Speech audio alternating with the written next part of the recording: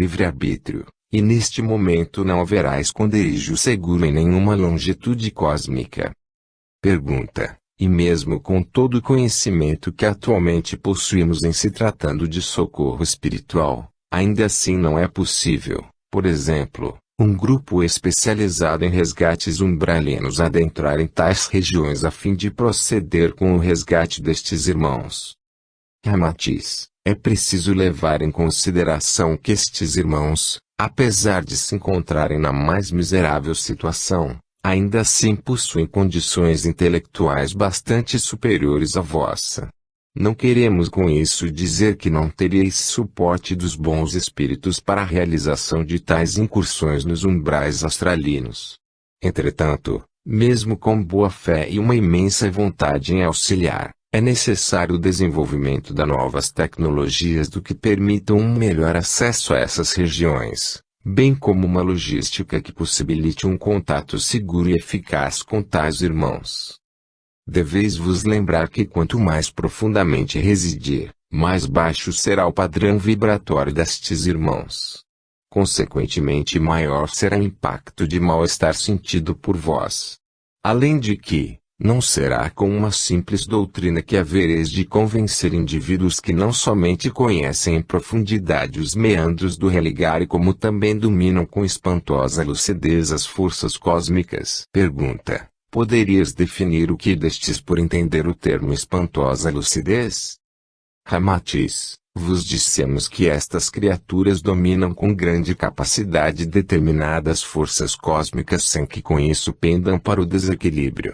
São verdadeiros gênios que atualmente se encontram em ressonância com os sentimentos inferiores, o que lhes faz utilizar a energia cósmica conforme aquilo que sentem ou que desejam. Devemos vos lembrar que as energias cósmicas são por si só de condição neutra, e que só adquirem características salutares ou perniciosas, construtivas ou destrutivas de acordo com a mente que as operam. E neste caso tais irmãos ainda possuem má índole e uma boa dose de desejo em utilizar as energias cósmicas segundo sua índole. Nota do médium: por diversas vezes nos deparamos, em trabalhos de socorro espiritual, com espíritos de alto poder mental. São mais conhecidos como magos, ou espíritos que a seu tempo dominavam o conhecimento da magística, das leis naturais do planeta e do universo, bem como prestavam auxílio às pessoas de sua época. Com o passar do tempo, muitos destes magos, comuns nas regiões do Antigo Egito e Caldeia dos tempos bíblicos, se corromperam e passaram a atuar em benefício próprio, utilizando-se dos princípios da alta magia. Quando, porém, se viram desencarnados e portadores dos mesmos conhecimentos adquiridos alhures, fundaram instituições no astral inferior a fim de continuarem com seus propósitos dentro da magia negra. Dada sua capacidade mental e conhecimento de certas leis cósmicas, conseguem, com alguma sorte, manter em estado de congelamento princípios básicos tais como a reencarnação. Entretanto, sofrem uma ação destrutiva que deforma seu perispírito, tornando-lhes criaturas de aparência espantosa. Costumam ser temidos muito mais pela reputação mítica que construíram ao longo dos milênios do que propriamente pelo poder que detêm. São iguais a nós, criaturas normais, exceto pelo fato de que dominam certos conhecimentos os quais ainda não possuímos. Segundo Ramatiz, vários destes irmãos, uma vez resgatados destas regiões, passarão por todo um processo terapêutico no mundo espiritual a fim de se adaptarem aos novos padrões vibratórios do planeta Terra.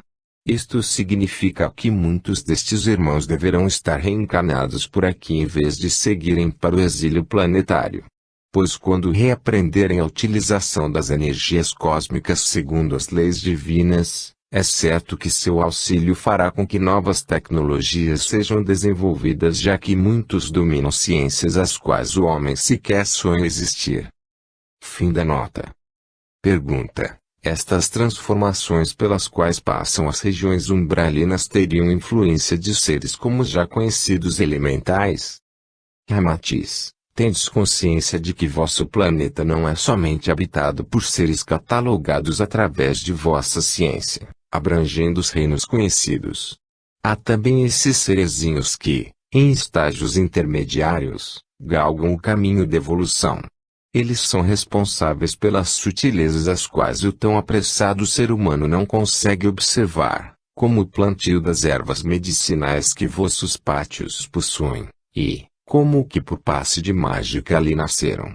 É interessante este processo que o acaso terreno proporciona aos habitantes das casas cujos pátios são contemplados com essas plantinhas altamente curativas.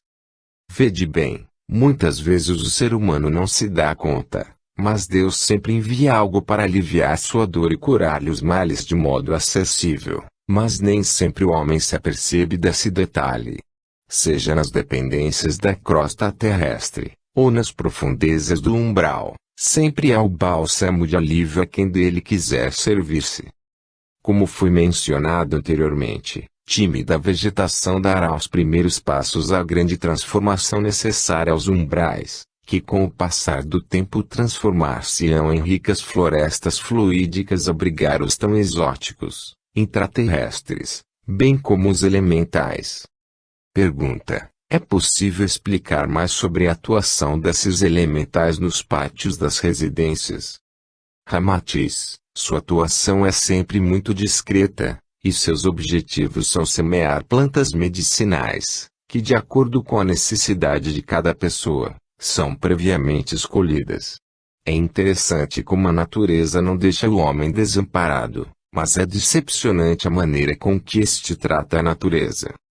Através da diversidade desses pequenos amigos, Deus nos manda muitas vezes o socorro natural, sem contraindicação e de maneira gratuita. Pergunta: sendo a natureza perfeita e harmoniosa, por que haveria necessidade dos elementais fazerem o plantio destas ervas, ou plantas em geral?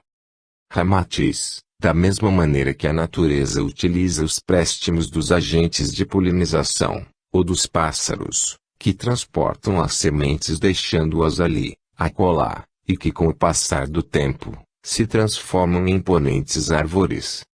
Também é importante mencionar que o método de plantio dos elementais não é o mesmo que vós utilizais para plantar ou transplantar.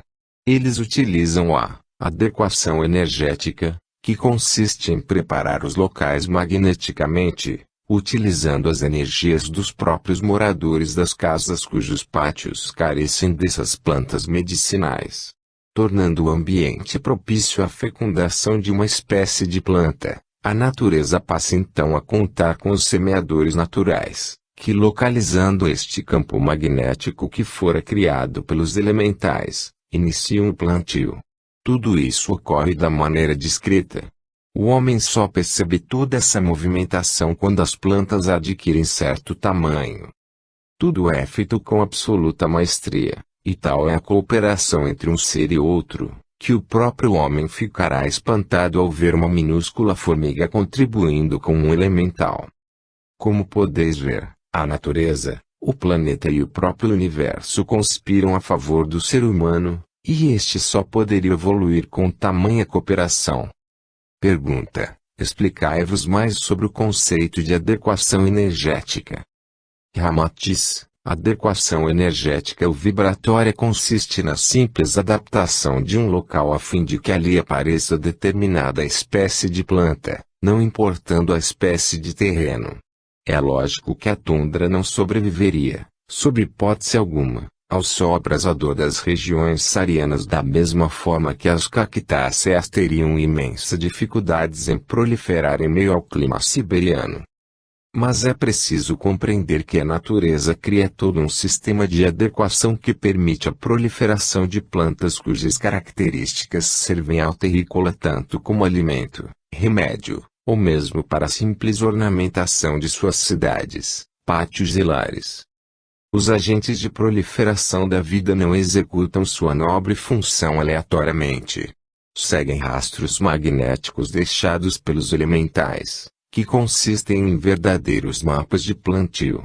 Seu planejamento abrange os mais rigorosos padrões agronométricos, ou seja, Os elementais medem a força produtiva do solo e a partir disto definem qual espécie terá melhor desenvolvimento naquele local. Se pudesses avistar os mapas de plantio destes pequenos planejadores, verias um imenso tapete multicor cujos matizes intensos indicam o tipo de planta a ser cultivada pelos agentes da natureza.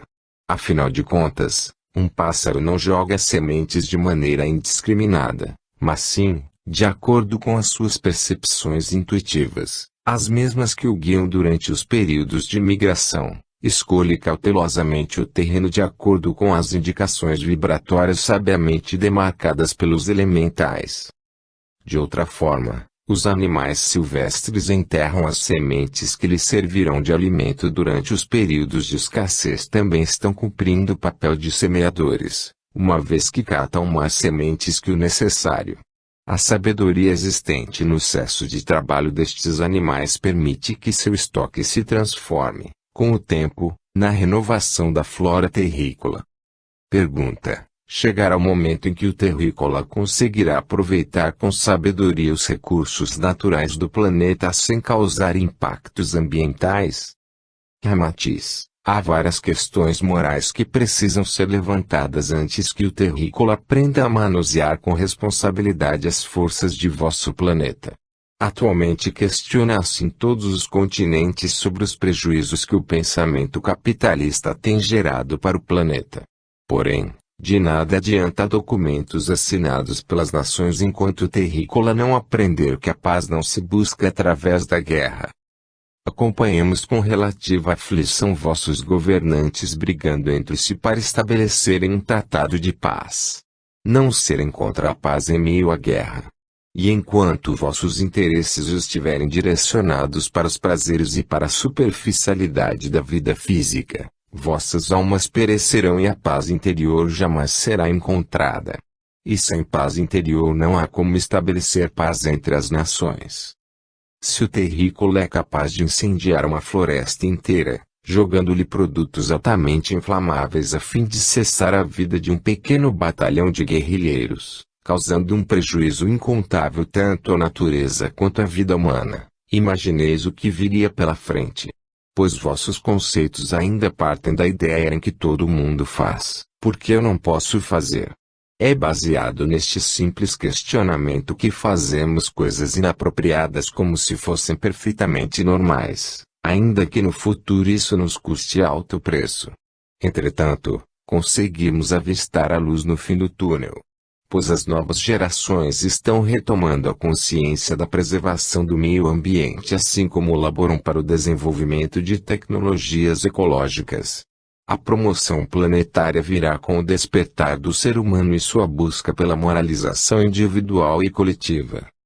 Pergunta: com isso, caberia dizer que o planeta será então promovido ao hospital-escola? Ramatiz: correto. Será o verdadeiro momento da redenção humana. Atualmente, a humanidade já está diante da fase, não restando mais o que fazer, a não ser adentrar as portas do terceiro milênio, com as mangas arregaçadas, porque há muito que fazer para que a humanidade alcance seus propósitos de libertação. 2. Cremação, duplo etéreo, comportamento humano. Pergunta: podeis dar vosso parecer a respeito de práticas como a cremação humana após o falecimento dos órgãos fundamentais à vida orgânica? Ramatiz: antes dessa explanação, nos parece coerente que compreendamos o funcionamento do duplo etéreo, que é um corpo energético ligado à estrutura perispirítica e o responsável pela maior parte do abastecimento energético dos organismos. Pergunta: falai-nos, então, sobre o duplo etéreo. Ramatiz: esse corpo é o único que existe em todos os seres vivos, porque está ligado ao lado orgânico da criatura, muito embora abasteça energeticamente os corpos sutis ligados ao campo mental, é claro, daqueles que possuem os corpos mental abstrato e mental concreto. É a sede dos chakras ou motos vorticosos, que por sua vez possuem a função de captar os fluidos cósmicos para que sejam processados e transformados em energia vital, o principal combustível da vida orgânica. É óbvio que a energia vital pode ser extraída de outros meios, como através da alimentação. Assim que o organismo consiga transformar o alimento em energia vital, a mesma será absorvida pelas células sanguíneas e distribuída para todo o corpo através da circulação do sangue. Os chakras fazem trabalho semelhante ao aparelho digestivo, no que tange a transformação de substâncias em energias, mas sua importância é bem maior. Captam e distribuem energias pelo corpo físico e também por todos os segmentos perispiríticos conforme afirmado anteriormente. É importante ressaltar que o duplo etéreo também faz o papel de agente de drenagem das energias das quais o espírito precisa se despojar.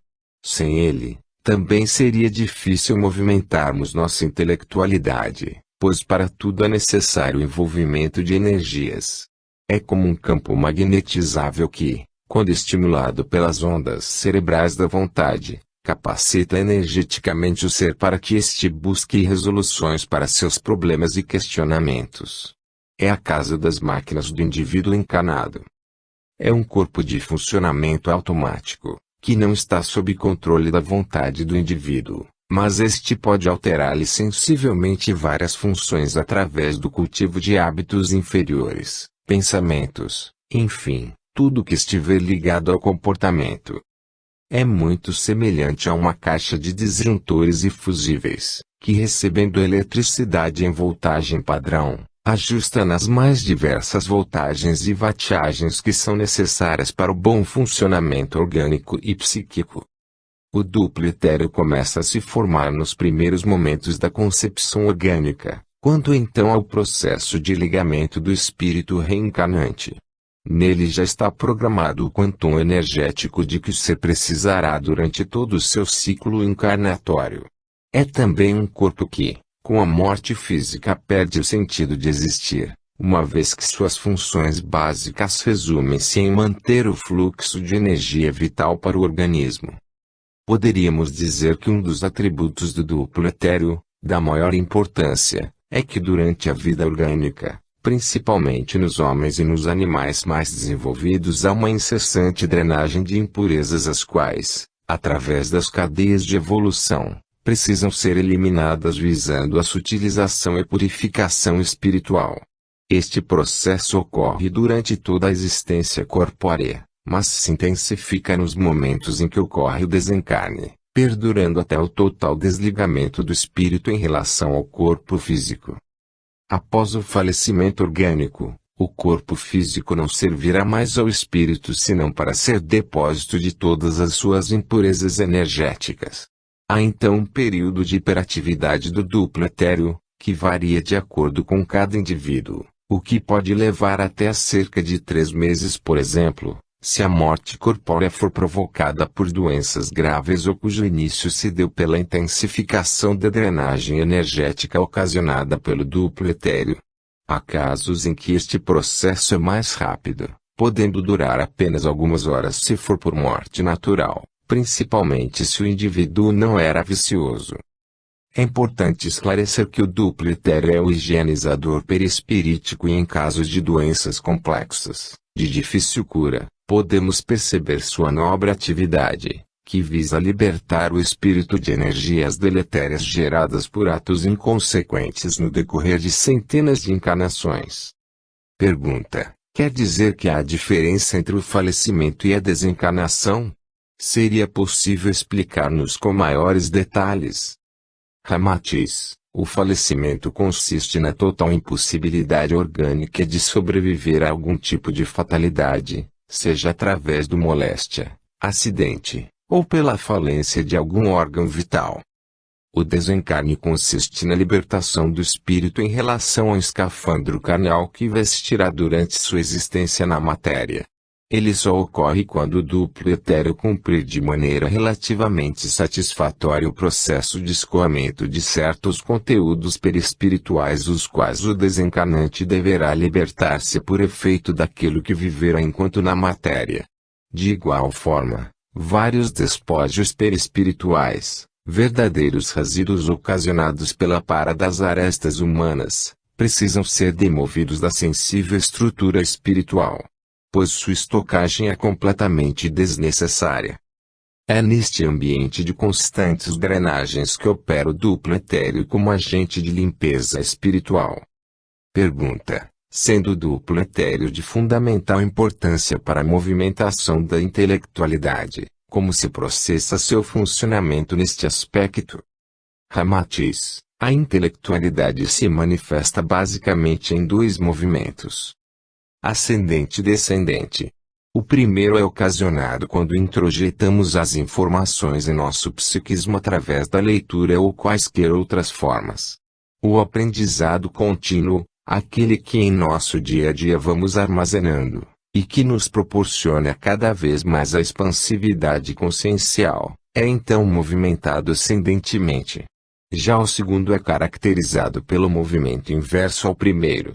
São os conhecimentos adquiridos, que estando à disposição do indivíduo, escoam da consciência espiritual para a consciência física sempre que o indivíduo desejar.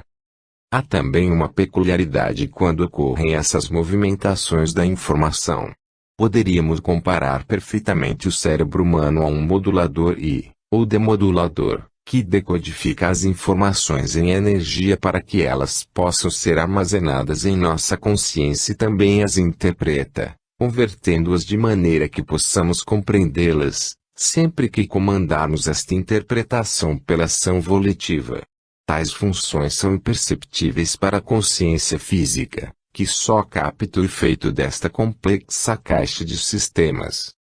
Devemos nos lembrar que o pensamento é pura energia e as ideias ou informações são, de certa forma, energias interpretadas ou codificadas pelo cérebro, e entre um estado e outro, ou seja, entre energia e informação, para que ocorram estes dois processos há sempre a atuação do duplo etéreo, que proporciona o empuxo, fazendo com que haja a movimentação energética e por consequência, a decodificação da energia através de nosso mecanismo psíquico.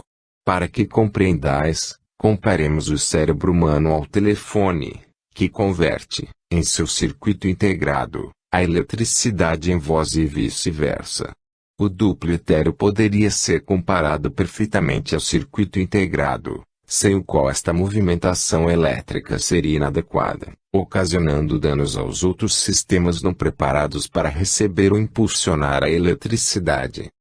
Pergunta: neste caso seria o duplo etéreo intermediário desse processo informação-energia?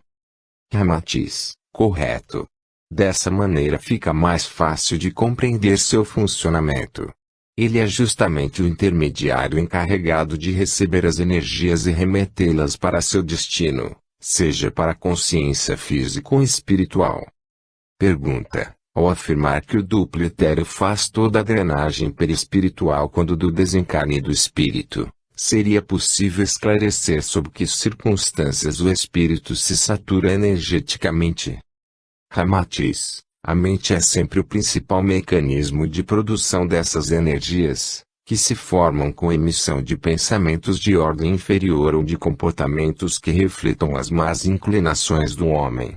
Cada pensamento é uma semente lançada no universo, que logicamente traz consequências ao seu emissor quando no processo de colheita. As saturações energéticas ocorrem quando atuamos contra as forças do universo, através da não aceitação de uma difícil realidade, de uma vivência onde poderíamos colher os frutos viçosos, mas que nossas inferioridades não permitem. É nesse momento que passamos a sobrecarregar nosso espírito, que através dos ciclos da reencarnação vem programado para as mais diferentes experiências as quais muitos, já na matéria, abandonam para curtirem seus apegos egoísticos e mesquinhos visando o bem próprio a qualquer custo. É claro que seria impossível atingirmos a felicidade ante o prejuízo do próximo, mas até que o homem consiga assimilar essa lição, ainda sofrerá as causas de suas semeaduras imprudentes e insensatas. Estes são apenas exemplos de como a produção de energias deletérias se processa. E com o passar do tempo se faz necessário que o espírito se liberte dessas energias para que possa seguir adiante em seu caminho evolutivo. Para complementar este assunto, poderíamos exemplificar com o famoso resfriado, muito comum nas pessoas. Toda vez que um indivíduo passa por uma frustração, tristeza ou raiva muito grande, acaba por produzir energias altamente prejudiciais. Esta saturação é muito mais próxima à consciência física porque o indivíduo vivenciou tal fato. Com isso, seu organismo energético cria uma forma para expurgar as energias ali condensadas, formando sintomas do resfriado, a coriza, que nada mais é do que energia deletéria materializada, a fraqueza, ocasionada pela profunda transmutação energética, entre outros sintomas já conhecidos. É por essa e outras razões que a medicina não conseguiu desenvolver uma vacina eficaz contra o vírus, que passa rapidamente por mutações orgânico-genéticas. Pergunta: já que o duplo etéreo possui esses atributos, haveria algum prejuízo ao espírito se houvesse o processo de cremação do corpo físico já falecido? Ramatiz: este assunto é deveras delicado. Não se trata de algo prejudicial ao espírito uma vez que é praticado há milênios no Oriente, mas deve-se respeitar todo o processo de hiperatividade pelo qual o duplo etéreo passa quando ocorre o falecimento do corpo físico. Como foi mencionado anteriormente, há muitos casos onde essa hiperatividade encerra em apenas algumas horas, e já é possível então submeter o cadáver à cremação. Em outros casos mais demorados, a hiperatividade pode durar mais tempo. Este processo é muito interessante se observarmos toda a atividade do duplo etéreo, que após concluir sua tarefa desintegra-se aos poucos para então se unir novamente ao cosmo. E as energias deletérias drenadas do perispírito e injetadas no cadáver, por sua vez, são absorvidas pelo magnetismo do planeta, passando também pela reintegração cósmica. Na Índia, é costume deixar o cadáver ao ar livre, sem urnas ou coisa que valha, durante dias, até que o processo de drenagem ocorra por completo, para só depois darem o derradeiro encaminhamento através dos rituais ligados a seus costumes. Os prejuízos de uma cremação poderiam ser desastrosos para o espírito se este ainda estiver ligado ao corpo que ocupou quando encarnado. Em casos de suicídio, onde o duplo etéreo sofre uma espécie de apagão súbito, e onde os chakras também passam por este choque, a drenagem se torna impossível, e por muito tempo o espírito poderá se ver preso ao corpo, sentindo todos os momentos da putrefação, até que, apresentando condições, receba o auxílio dos irmãos socorristas e consiga se desligar do cruel destino que buscou para si próprio.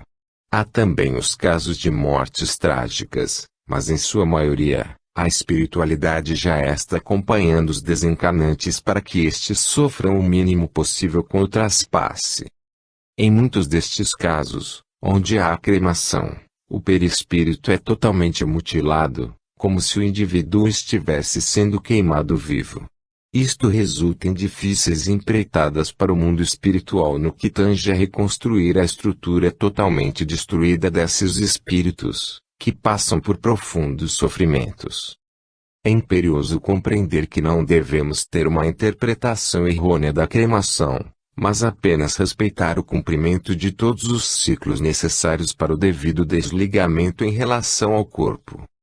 Nota do médium: no Oriente o hábito da cremação remonta a milhares de anos, e, por se tratar de um procedimento absolutamente natural aos olhos dos orientais, sabem eles que não há razões para que o corpo seja inumado. Pois que a inumação ou sepultamento é um procedimento adotado pelas religiões cristãs face ao dogma da ressurreição. O desligamento do duplo etéreo pode ser processado quando se fizer o desgaste natural, pelo término da encarnação em vigência, pelo desgaste natural das energias etéreas e a consequente dissolução dos laços fluídicos que prendem o corpo astral, ou quando a rogativa sincera se faça acompanhar de condições kármicas que permitam o socorro. Quando ocorram atenuantes verdadeiras, em geral, quando houver indução ou responsabilidade maior de terceiros, suicídios forçados ou induzidos, ou se a criatura, apesar do gesto insano, tiver credenciais de serviço e fraternidade, Há condições vibratórias para a intervenção dos técnicos em desencarne e processem o desligamento do espírito antes do corpo ser sepultado ou cremado, embora permaneçam as condições lesivas nos veículos perispirituais. Pergunta: que dizeis das pessoas que cultuam os vícios como o tabagismo, por exemplo? Quais seriam as dificuldades que o duplo etéreo teria ante a drenagem de energias tão densas? Ramatiz: é importante a conscientização das pessoas que mantêm hábitos dessa ordem, para que possam o mais rapidamente possível se libertar dessas verdadeiras pragas que mutilam não somente o corpo, mas também o espírito. Ora, se já reencarnamos trazendo imensa bagagem de entulhos psíquicos e emocionais, por que haveremos de juntar mais sofrimentos à nossa caminhada já tão difícil? É importante a consciência de que temos de resolver hoje nossas pendências, e que enquanto protelarmos, estaremos aumentando os prejuízos a nós mesmos. Para se fazer uma breve ideia das dificuldades que o duplo etéreo encontra ao drenar energias deletérias providas do cigarro, bebidas alcoólicas, enfim da própria carne vermelha, poderíamos comparar como o limo que toma conta das pedras dos rios, ou como o conhecido cipó que se apossa da árvore sufocando-a, e com o passar do tempo acaba por comprometer sua sobrevivência. As energias desses vícios se enraizam profundamente no perispírito e muito mais no corpo, criando um elo difícil de ser rompido quando no desencarne do espírito negligente consigo próprio. São energias do que chegam a tal ponto de saturação que se tornam como a graxa fabricada a partir de componentes do petróleo. É preciso grande concentração energética por parte dos irmãos socorristas e um sofrimento penoso ao espírito comprometido com os vícios. Este fica como que colado às impurezas que armazenou. Outro fator importante é a maneira pela qual atuam as energias do vício. Forma-se um denso campo de antimagnetismo impedindo que o ser receba as energias cósmicas de uma maneira ideal para manter-se em equilíbrio com o próprio cosmo. É óbvio que o ser não corta por completo esse recebimento de energias, pois se isto acontecesse, seria impossível a sobrevivência, mas, com o campo energético deletério que criou sobre a sua estrutura perispirítica, sofrerá uma espécie de repulsão das energias cósmicas, necessárias ao seu mais completo restabelecimento e equilíbrio energético. Por serem de propriedades antimagnéticas, repelem assombrosamente as energias captadas pelos chakras e provocam um percentual altíssimo de inibições das funções do duplo etéreo. Isto sem mencionarmos os prejuízos físicos, uma vez que com a produção de energias deletérias e a impregnação física ocasionada pelos vícios, há, além dos órgãos visados diretamente, o comprometimento da glândula pineal, que sofrerá uma espécie de enrijecimento, tornando a criatura insensível e desligada das energias e intuições que vêm do alto. No caso do indivíduo possui ligação com os narcóticos, este processo é mais acelerado, e a glândula pineal ficará comprometida de maneira praticamente irreversível, dificultando a busca da razão através da força da vontade, comprometendo também o corpo em todos os seus reflexos. Após esta etapa, ou seja, o comprometimento do sistema parasimpático e da glândula pineal, o indivíduo mergulha integralmente no vale dos vícios e dos desregramentos, e fatalmente comprometerá sua existência, além de que acarretará sérias dificuldades quando de seu desencarne, pelas razões já descritas. Por estes motivos, se faz importante a conscientização de que já bastam todas as dificuldades naturais, que são necessárias para nosso crescimento espiritual. Chega de buscar mais sofrimento. Nota do médium: sabemos que as drogas atacam impiedosamente o sistema cognitivo do ser humano, levando-o, com o passar do tempo, ao desenvolvimento de algum tipo de psicose ou transtorno psíquico. Em consultório ou nos trabalhos de assistência espiritual foi possível observar que os drogaditos, portadores de mediunidade em grau elevado, porém sem muita estrutura para lidar com tal situação, desenvolvem o pendor para qualquer tipo de subterfúgio que lhes proporcione dissipar fluidos vitais. pois tais fluidos lhes provocam angústia em seu mais alto grau, além de outros sintomas desagradáveis. Sabemos também que a drogadição não ocorre apenas no indivíduo, mas é preciso que os tratamentos abordem conceitos sistêmicos, levando em consideração que ninguém que utiliza drogas não esteja sob forte indução de espíritos viciados ou sob influência de falanges umbralinas.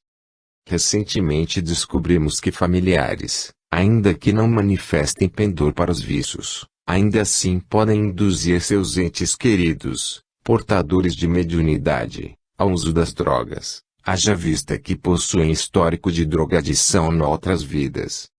Fim da nota.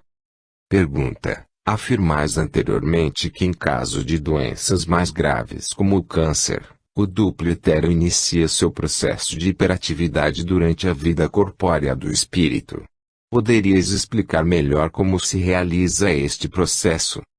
Ramatiz: nos casos onde os espíritos, através de sua programação reencarnatória, trazem o estigma de uma doença dessas proporções, é óbvio que o duplo etéreo precisa entrar em hiperatividade durante o andamento da encarnação em vigência.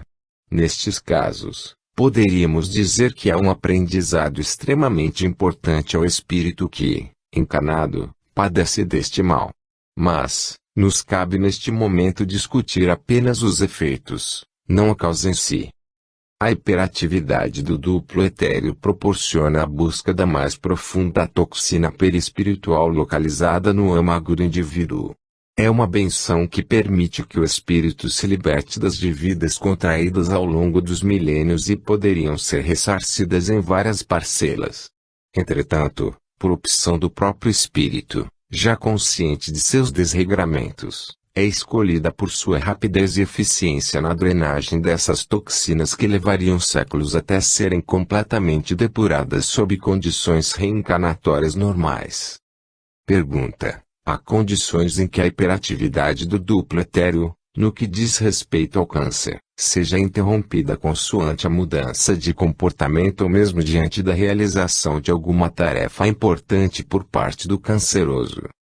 Ramatiz: tais condições são imensamente variáveis e somente uma análise mais aprofundada, por parte de nossos administradores reencarnatórios, nos traria melhor compreensão acerca disto. Entretanto, sabemos que muitos indivíduos, portadores do germe deste poderoso agente de limpeza perispiritual, são conduzidos por desdobramento aos planos superiores a fim de que sua conduta diante da encarnação em vigência seja analisada. Tanto que muitos cancerosos cuja medicina os desenganou encontram a cura através dos recursos mais esdrúxulos tão logo adotem uma postura de vida diferenciada dos costumes anteriores à doença. Outros, porém, necessitam da cura através do câncer. Estamos certos de que seria necessário escrever um tratado sobre este assunto, o que foge completamente aos nossos objetivos neste momento. É por isso que nos limitamos às questões que abordem o duplo etéreo como agente de drenagem em vez da etiogênese do câncer. Pergunta: qual vossa opinião acerca das várias espécies de câncer que a medicina consegue controlar, a tempo de impedir o total comprometimento do indivíduo? Ramatiz: nos casos onde a intensidade dessa anomalia é, digamos, mais agressiva, o que impede vossa medicina de tomar maiores atitudes impedindo o seu avanço, podemos afirmar que o processo, em sua maioria já faz parte da programação encarnatória do indivíduo. Dessa forma, nada se pode fazer. Já onde a intervenção da medicina consegue lograr êxito, em outras palavras, poderíamos dizer que é um aviso da espiritualidade convidando o indivíduo a corrigir seus rumos e hábitos comportamentais. Ademais, os pontos sensíveis do indivíduo merecem toda sua atenção para que sejam trabalhados e os pouquinhos se tornem mais fortes, evitando a vulnerabilidade ante as pesadas somatizações. Pergunta: seriam todas as doenças um convite à modificação comportamental? Ramatiz: por certo. Obviamente um espírito doente quando reencarnado, terá um corpo doente. pois este último nada mais é do que o anteparo dos reflexos do espírito que o anima. Ademais, não se pode conceber que um espírito saudável e equilibrado possua um corpo doente e débil. A enfermidade é fruto dos desequilíbrios do espírito, e somente ocorre para nos mostrar que algo em nós não está em harmonia com o cosmo.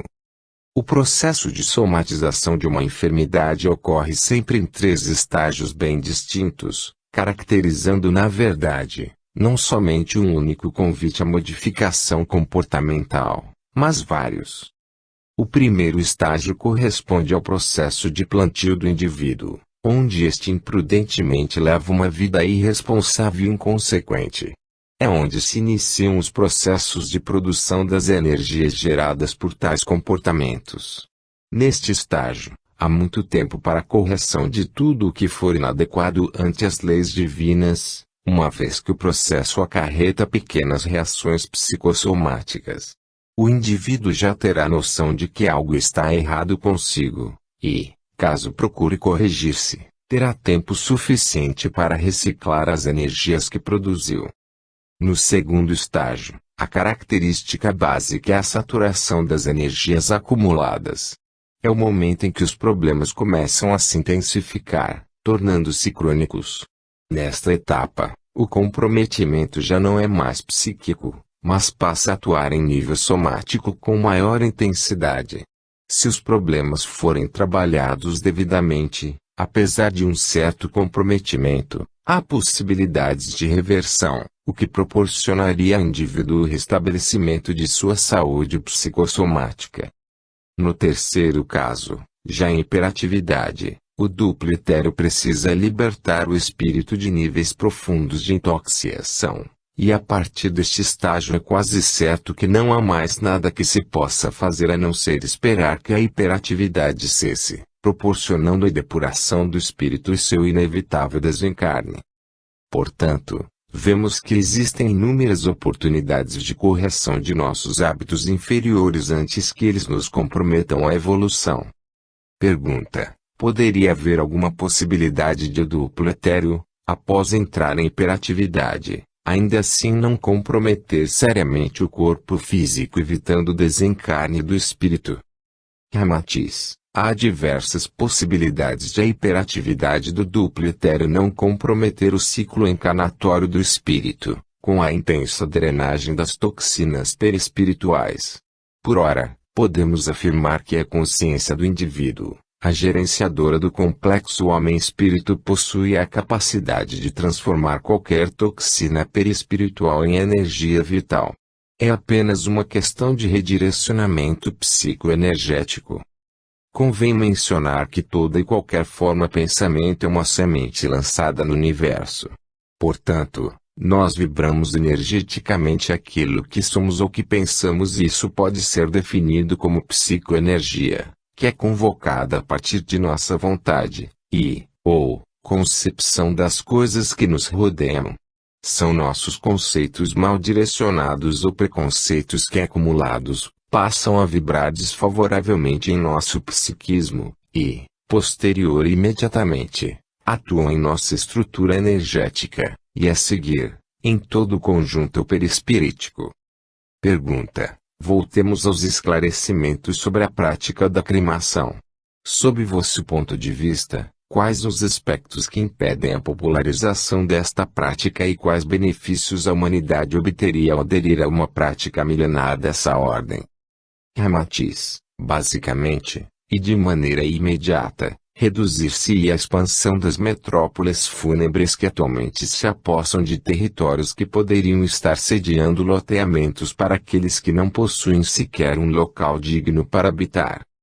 É espantoso o sinal de apego e excentricidade que o ser humano dá ao construir suntuosas criptas e mausoléus que não servem para mais do que abrigar o despojo do espírito, que usufruiu ao máximo daquele corpo já sem um único sinal de vida. É imprescindível que o homem pare de cultuar um ser morto que é o corpo físico após o desencarne do espírito, e passe a compreender as realidades de Deus. Não podeis imaginar o desespero que abate muitos irmãos que, desencarnados, felizes por encontrar a imortalidade do espírito, se veem impotentes diante da incredulidade dos seus, que se tornaram fiéis seguidores de doutrinas tradicionais, que pregam suas verdades deístas enquanto à vida corpórea, mas negam veementemente e omitem as verdades imutáveis, lançando muitas criaturas no precipício do tormento ante o traspasse corpóreo espiritual. Além dos fatos ligados às crenças religiosas, essas cidades de mortos são verdadeiros reservatórios de energias deletérias das mais apavorantes. Até que o magnetismo da Terra absorva a miscelânea de energias segregadas pelos níveis espirituais na hiperatividade do duplo etéreo, elas constituem farto reservatório energético para espíritos degradados que perambulam pelas avenidas fúnebres, tornando cemitérios verdadeiras cidades habitadas. A prática da cremação pode condicionar maior higiene astral e física uma vez que evita o processo de putrefação necessário à condição normal de desintegração orgânica, e o contínuo fluxo energético deletério gerado por este prolongado sistema de reintegração cósmica. Outro fator importante é a abolição dos cuidados exigidos à conservação dos empreendimentos fúnebres, que perduram por gerações e gerações. Uma vez que o falecimento orgânico é inerente a todo e qualquer ser vivo, em menos de 300 anos, e portanto, muito pouco tempo, teremos imensos territórios abrigando algo que já não serve mais. Que no passado foi veículo destinado à evolução de um espírito, mas que após o seu despojamento o corpo físico já não possuirá utilidade alguma. Pergunta: não estaríamos agindo com radicalismo ao condenar o método da inumação, tendo em vista que seus princípios não somente remontam do início da era cristã como também é prática de civilizações mais remotas, assim como a mumificação? Ramatiz: cabe-vos entender que não estamos atacando o senso de religiosidade que o terrícola possui. Estamos analisando uma série de consequências que a prática da inumação vos oferece. Não se trata de dizer que as práticas orientais são mais eficazes que as práticas ocidentais, mas sim, apontar para soluções ecológicas, que permitam à sociedade odiar a liquidez da manutenção dos despojos carnais. A cremação, além de ser hábito saudável evitar o surgimento de epidemias e outras inconveniências, permite uma solução ecológica à sociedade. É por isso que, além de outras razões mais profundas, estamos vos recomendando tal prática. Pergunta: como estimular a humanidade a abolir esse costume que também remonta a tempos mais antigos? Ramatiz: o terceiro milênio descortinará todo e qualquer dogma, crença infundada ou mito já criados para conter os impulsos naturais do homem, mas que foram perpetuados pelo próprio preconceito. Na medida em que as verdades vão emergindo das profundezas de esquecimento gerado pela convivência de muitas correntes filosóficas, a humanidade se verá compelida a vivenciar essas verdades, tendo que aceitar o que antes acreditava ser inverossímil por pura e simples ignorância gerada pela inércia e a falta de disciplina para consigo própria, ante o seu verdadeiro destino. Não estamos mais na posição de espectadores, mas sim de atuantes. E se faz necessário a reformulação de nossos conceitos e bom senso para que possamos analisar os fatos, procurando descartar tudo aquilo que faz peso em nosso alforje evolutivo. É o momento em que precisamos tornar-nos realmente mandatários dos bens terrenos, e não seus escravos. Sem sombra de dúvidas, o terceiro milênio será a era da espiritualização humana. Mas é imperioso compreender que a evolução do espírito sobre a matéria somente se dá quando verdadeiramente compreendemos tudo que a ela está subordinado. Primeiramente é preciso começar a olhar tudo que se nos apresenta, despidos do preconceito e da hipocrisia. Assim poderemos avaliar melhor os fatos que acontecem conosco, sem interferência alguma. É importante também que a humanidade se isente da preocupação infundada de que tudo é pecaminoso ou destrutivo. Não se cresce temendo Deus, mas já é hora de compreendermos que nada estamos fazendo para Deus, e sim para nós mesmos.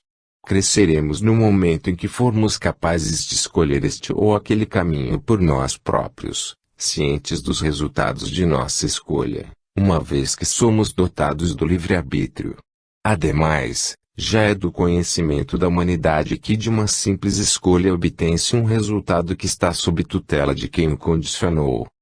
Cresce que com a assimilação destas lições, a humanidade alçará voos mais altos, viabilizando mudanças, tornando-se mais dinâmica e ao mesmo tempo mais ciente de seus atos. Pergunta: por detrás das marcas do apego, estaria a humanidade fugindo de algo? Ramatiz: até descobrir que é impossível fugir de si própria.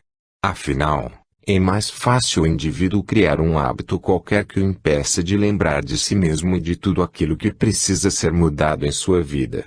E por esta razão vive absorta em atividades pouco úteis, vulgarmente chamadas de diversão. Entendemos que a diversão saudável é necessária para que a interação humana permita maiores níveis de crescimento coletivo. Mas infelizmente na atualidade, o terrícola ainda percorre o submundo das diversões, optando por programas que lhe furtam a saúde sob a desculpa de que isso não faz mal a ninguém. Desfazer-se de hábitos de aparência inofensiva, mas cuja essência compromete o espírito é tarefa tão árdua quanto necessária, mas que exige esforço contínuo. Uma das grandes verdades é que a humanidade nunca apreciou mudanças, motivo pelo qual sempre foi alavancada para tal, através do processo pelo amor ou pela dor. Está na hora do indivíduo dar-se conta de que é preciso olhar para o seu próprio interior com espírito de autoanálise e procurar a correção de hábitos e gostos que não proporcionam mais do que a fuga de sua realidade. Sem dúvida alguma, após o início da correção destes pequenos mas significativos entraves, sobrará mais tempo para a absorção de conhecimentos que aparentemente constituem privilégio de alguns e, posteriormente, a ressignificação de alguns dos costumes do que se encontram mais entranhados na personalidade humana será facilitada. A partir disso, todas as saturações energéticas contidas em seu psiquismo encontrarão seus desaguadouros naturais desde que haja ambiente propício gerado pela conscientização e aceitação de fatos que se apresentam pedindo resolução e compreensão. Pergunta: ao mencionar as fugas do ser humano em relação a seus pontos a serem superados, quereis dizer que a imperiosa noção do verdadeiro estado de realidade, para uma completa depuração energética. É isso? Ramatiz: parece que este fato não ficou muito claro e merece maior atenção para que compreendais o óbvio, mas que tende a passar desapercebido no momento em que o ser humano imita avestruz. Vede bem. A tendência do indivíduo diante de um conflito qualquer é ignorá-lo. Desta forma, ao invés de aceitar, vivenciar e buscar compreensão, há uma fuga do fato, para onde nem mesmo uma sensação de desconforto ameace. Neste momento é criado um pequeno disfarce e isto demonstra como as situações mais difíceis são armazenadas em seu interior sem serem resolvidas. No futuro, com o acúmulo de situações semelhantes, tudo isso acabará provocando os mais variados distúrbios justamente porque houve o acúmulo de situações diversas e mal resolvidas. Como o princípio da evolução é o eterno aprimoramento, o indivíduo terá de se confrontar novamente com tudo aquilo que se encontra pendente em seu interior, por sua vontade ou pela vontade cósmica. Apesar das profundas dores, tudo isso ocorre em seu próprio benefício. Pergunta: por mais pueril que possa parecer este questionamento, qual a relação comportamento humano e duplo etéreo? Ramatiz: a resposta vos parecerá ainda mais simples por ser óbvia. Já mencionamos que a consciência do indivíduo pode influenciar em muito todo o funcionamento do duplo etéreo. Isso cria uma espécie de reação em cadeia em todo o conjunto perispiritual, que passa a sofrer diversas saturações energéticas. Daí por diante já sabeis o resultado, que pode atingir graus desastrosos. Portanto, o duplo etéreo, sofrendo essas influências geradas pelo comportamento humano, fica impregnado de energias que tornarão seu fluxo normal trancado, E não somente durante a vida corpórea, mas também no processo de desencarne o espírito poderá se encontrar em situação complicada, o que haverá de lhe custar momentos de profunda dor, uma vez que os despojos carnais e energéticos terão de ser eliminados gradativamente. O espírito terá dificuldades em libertar-se mesmo recebendo todo o auxílio que lhe é devido. Por isso a importância da conscientização comportamental. Pergunta: qual o significado do termo duplo etéreo? Márcio Godinho: o termo duplo etérico ou duplo etéreo, conforme Ramatiz prefere mencionar, designa um corpo energético formado essencialmente pelo éter cósmico. Daí o termo etéreo. E por se tratar de uma cópia fiel do corpo astral, também chamado de modelo organizador biológico, é que o chamamos de duplo. Pergunta: os chakras estão sediados no duplo etéreo? Márcio Godinho: sim. O duplo etéreo é considerado a sede dos centros de força ou chakras, que por sua vez, se projetam para os corpos ascendentes como que uma imagem refletida em vários espelhos.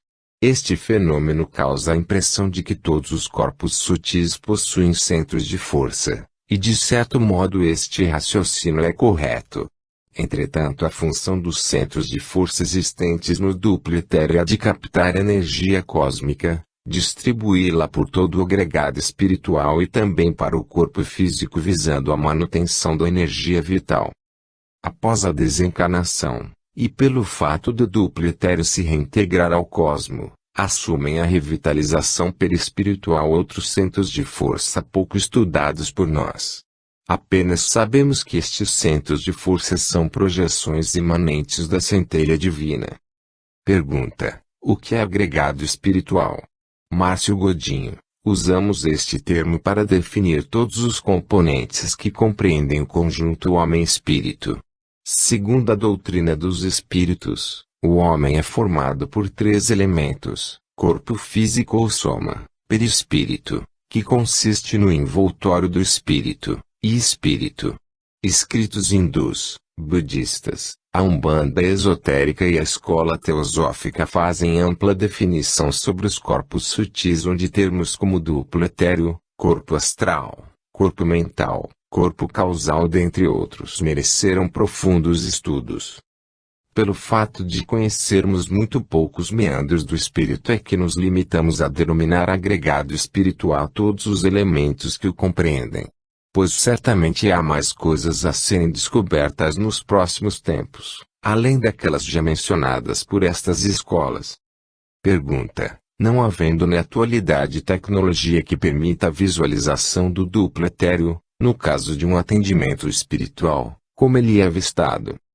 Márcio Godinho: o duplo etéreo é observado pela visão psíquica. Reconhecemos que para uma boa leitura do agregado espiritual é necessário árduo treinamento mediúnico e uma condição íntima relativamente estável. Essa estabilidade é conseguida através da abstenção de hábitos tais como cigarro e bebidas alcoólicas. Isto sem falar que vícios de maneira geral fazem uma combinação bombástica com a mediunidade. Com o tempo, os médiuns conseguem fazer uma perfeita leitura dos mais detalhados dispositivos que compõem o duplo etéreo e sua sensível estrutura. Isso facilita o trabalho de harmonização e restabelecimento de suas funções naturais. Pergunta: o duplo etéreo é sensível ou vulnerável a algum tipo de substância? Márcio Godinho: o duplo etéreo não somente é sensível como pode sofrer lesões de difícil recuperação. Estas lesões provocam aquilo que os estudiosos da queleografia chamam de fraturas da aura. As fraturas da aura constituem um ponto onde a energia vital escoa de maneira indiscriminada. Provocam a desvitalização dos órgãos ou sistemas do corpo físico, além da perda de energia psíquica, e são pontos por onde as doenças oportunistas costumam se instalar. As drogas tornam-lhe de composição gelatinosa, o que lhe impede o exercício de suas funções vitais para o corpo físico. Consequentemente, o usuário de drogas acelera seu processo de desencarnação ao fazer o duplo etéreo liberar o quantum de energia disposta para todo o seu ciclo encarnatório. Isto significa que o contínuo uso de substâncias narcóticas encurta o ciclo de vida do ser humano. Certos alimentos provocam lesões menores, assim como pensamentos e emoções de caráter passional agridem sua sensível constituição etérica. Estes são apenas alguns exemplos que mostram o quão sensível é o duplo etéreo. Pergunta: há tratamentos que auxiliam na recomposição do duplo etéreo para o caso de